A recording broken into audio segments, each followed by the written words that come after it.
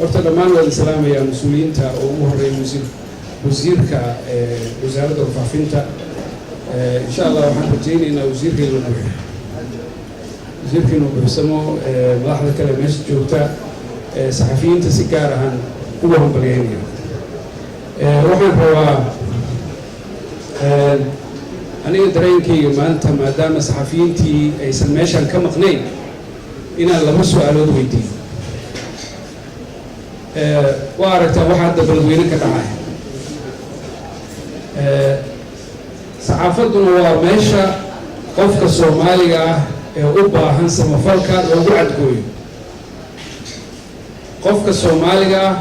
ee samafalka u baahan ama dulman meesha loogu cadgooyo waxaan ka codsanaynaa maalmahan inaad u kaadisaan maawalada carruurta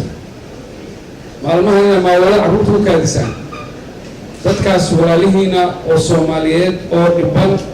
oo fatahaad maaragtay runtii magaalada Badweyne iyo zoonada dhib badan ay gaaray waxaan ka codsanaa awalan inaad dadkaas u koruntaan qalinka wax badan oo gooya haddaad isleedihiin qalinkiina wax badan ma gooyo qalinkiina wax badan oo gooya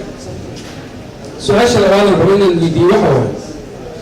ma waxaan sugaynaa inta sanadka dambena fatahaad u timaado inta sanadka dambe fatahaad haddana dadkan la yidhaahdo ha loo gurmado oo macnaha ay xitaa doorka inta galan baahi uu sii baktiyaan maan sugayna aawar saxafigii su-aashaas isweydiin laha oo cidda ay khusayso kala xisaabtami laha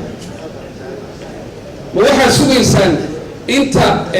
la yidhaahdo macluula dadka Soomaaliyeed ku dhacday ma iska sugnaa sanad kasta waxaan sugnaa inaan iska noqoto oo iska caadiyo sida ramadaanka in isaga soo noqdo mase haddeertaana wada hadalkeedii iyo doodeedii furaynaa si aysan mar labaad ugu dhicin dadkaas weligaas in xal loo helo yacni marna biyo la-aan ay dadku u dhimanayaan marna biyihii ayaa kusoo fatahayo waxay u dhimanayaan daadadkaasi u dhimanayaan soo uma baahna saxaafaddu inay arrinkaas si dhaba uga hadasho si xal looga gaaro aniga waxaan leeyahay jawaabtaas waxaa laga rabaa dadka saxaafadda ka shaqeeya oo mihnadoodu tahay inay shacabka wacyigeliyaan kaliya shacabka ma wacyigelinaysaan xitaa dowladda aad wacyigelinaysaan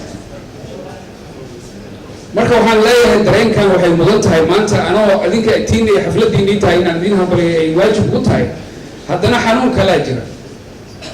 hooyo Soomaaliyeed